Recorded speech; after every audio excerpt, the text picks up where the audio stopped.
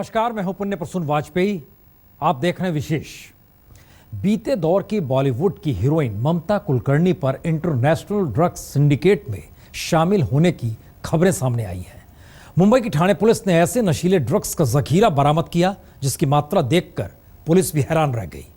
और नशे की ये डील ममता कुलकर्णी के कथित पति विकी गोस्वामी ने की। और पुलिस इस बात की तहकीकात अब कर रही है कि कहीं इस डील में ममता कुलकर्णी भी तो शामिल नहीं।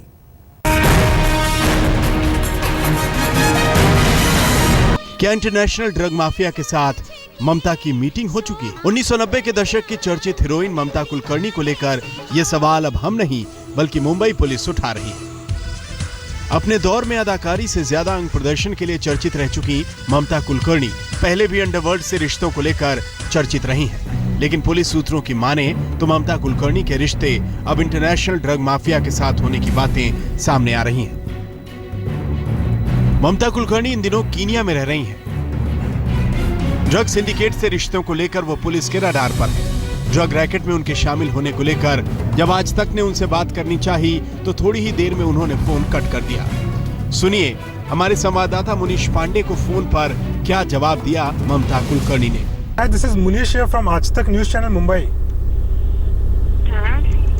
मैम, यहाँ पे थाने पुलिस ने एक ड्रग सीजर किया हुआ है 23 टन का एफेड्रिन का। अंतर्राष्ट्रीय ड्रग सिंडिकेट में ममता कुलकर्णी का नाम आया है इस शख्स की वजह से जिसका नाम है विकी गोस्वामी। जी हाँ, वही विकी गोस्वामी जो अंडरवर्ल्ड डॉन दाऊद इब्राहिम के ड्रग सिंडिकेट का काम संभालता है। कहा जाता है कि ममता कुलकर्णी ने विकी गोस्वामी से शादी की है। दरअसल ये मामला सामने आया था पिछले 12 अप्रैल को जब ठाणे पुलिस ने एक नाइजीरियन को 500 ग्राम एफेड्रिन ड्रग के साथ गिरफ्तार किया। पुलिस ने जब इस शख्स से कड़ी पूछताछ की तो ड्रग सिंडिकेट का पूरा ताना बाना सामने आने लगा।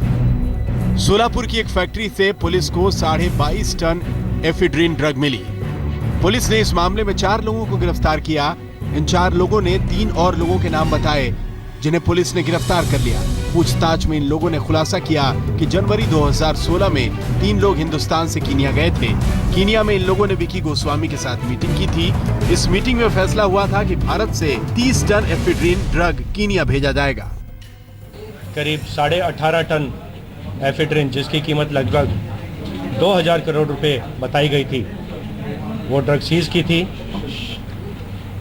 हमने आपसे शेयर किया था कि इसमें जो मेन आरोपी हैं उनके नाम हमको मिल गए हैं।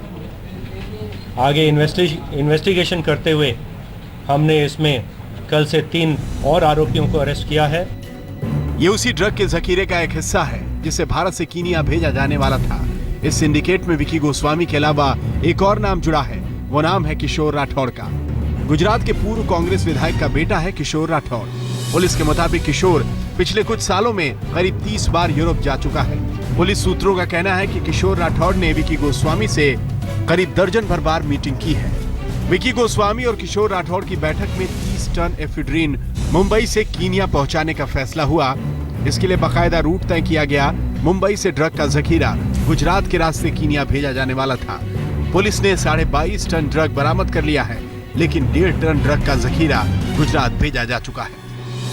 इस मामले में ममता कुलकर्णी का नाम भी सामने आ रहा है। पुलिस ने फिलहाल इस ड्रग रैकेट में शामिल 7 लोगों को गिरफ्तार कर लिया है। 2015 में हमें जानकारी मिली कि 5 या 6 लोग अफ्रीका गए थे। वो भी विकी गोस्वामी से मिले थे। लेकिन अमेरिकन ने जो हमसे जानकारी शेयर की है उसके बाद लगता है कि शायद इस प्रकार का इनका संपर्क आज से नहीं, शायद पिछले 2-3 साल से 2013 से ऐसा संपर्क इन लोगों के साथ रहा है। विकी गोस्वामी भारत, अमेरिका, जाम्बिया की मोस्ट वांटेड की लिस्ट में शामिल है। विकी गोस्वामी के ड्रग सिंडिकेट का राजफाश करने के लिए अमेरिकी पुलिस के ड्रग इन्फोर्समेंट एडमिनिस्ट्रेशन की टीम भी ठाणे आई हुई है। फिलहाल स्मगलिंग के जरिए भारत से बाहर भेजी जा रही इतनी बड़ी नशे की खेप पहली बार पकड़ी गई है जिसमें पुलिस को बॉलीवुड की हीरोइन से लेकर डी कंपनी के तार जुड़े नजर आ रहे हैं। मुनीश पांडे, मुंबई, आज तक। तो बॉलीवुड की अभिनेत्री ममता कुलकर्णी का नाम आने के बाद कीनिया में बैठी उस हीरोइन से एक्सक्लूसिव बात की हमारे संवाददाता साहिल जोशी ने। आप भी सुनिए कि सफाई में ममता कुलकर्णी ने क्या कहा। You don't know Kishore Rathod, Manoj Jain, Jaimukhi, who have been charged for this particular no, racket? These people, I don't even think I've seen them or I even know them. So where is Vicky right now? Is he in Kenya? He's in Kenya and he has nothing to do with this shit. He has nothing to do. Before also, as I explained to you, he came out innocent. He came out innocent in flying colors. So what are you talking now?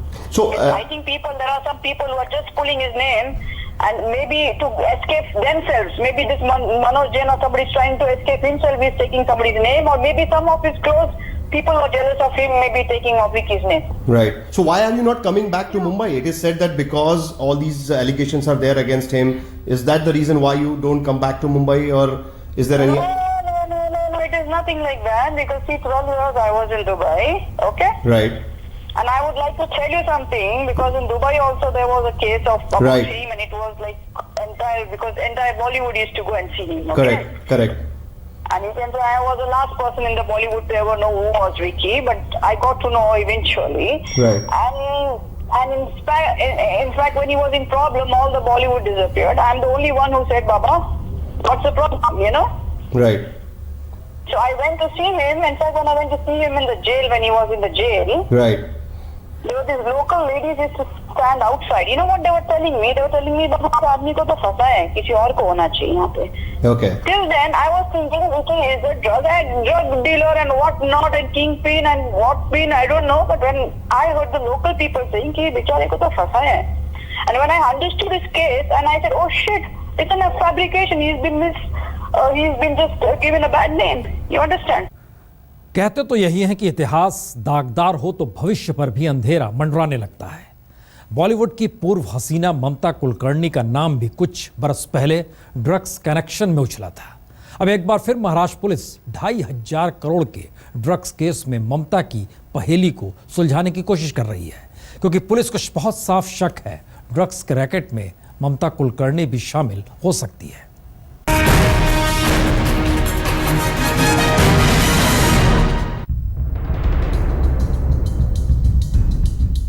क्या Kenya में बैठी ममता कुलकर्णी के इशारे पर हो रहा है अरबों का गैर कानूनी धंधा? क्या अंतर्राष्ट्रीय ड्रग स्मगलर और पति विक्की गोस्वामी की जुर्म की दुनिया में बराबर की हिस्सेदार है ममता कुलकर्णी?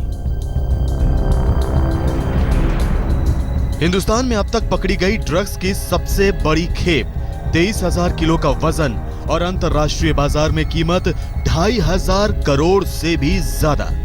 महाराष्ट्र के सोलापुर में खुफिया जानकारी के बाद थाने पुलिस ने दबिश दी और अब पुलिस ने एक खुलासा किया है कि इसके तार केन्या से जुड़ सकते हैं और इसके पीछे का असली खलनायक है international drugs racketeer Vicky Goswami. वही विक्की गोस्वामी जो बॉलीवुड की पूर्व अदाकारा ममता कुलकर्णी का पति भी है। लिहाजा महाराष्ट्र पुलिस अब ये जानने की कोशिश कर रही है कि कहीं इस पूरे ड्रग सिंडिकेट में ममता कुलकर्णी का कोई रोल तो नहीं।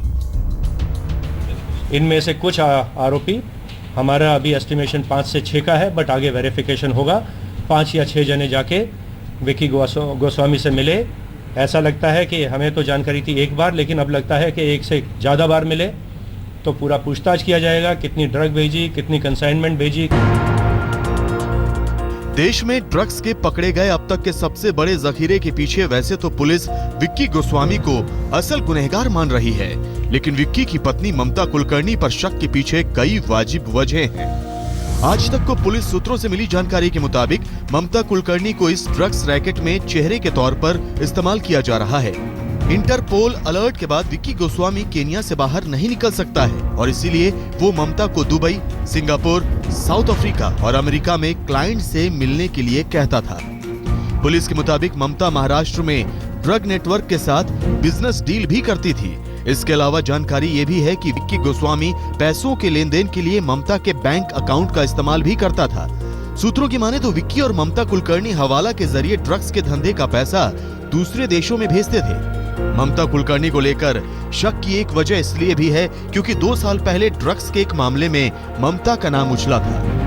यह सच्चाई किसी से छुपी नहीं कि बॉलीवुड के जिस दौर में ममता कुलकर्णी हीरोइन थी, उस दौर में बॉलीवुड में अंडरवर्ल्ड का भी अच्छा खासा दखल हुआ करता था और ममता पर भी ये आरोप बार बार या कहें कई बार लगा कि अंडरवर्ल्ड की मेहरबानी उस पर जरूर रही।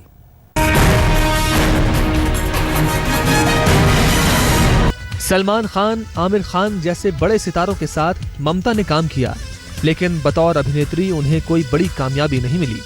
ऐसे में आरोप लगा कि ममता कुलकर्णी का अंडरवर्ल्ड से कनेक्शन ही। Underworld drug mafia Vicky Goswami से ममता कुलकर्णी को इश्क हो गया था। इश्क में ममता के साथ उनका करियर भी डूब रहा था।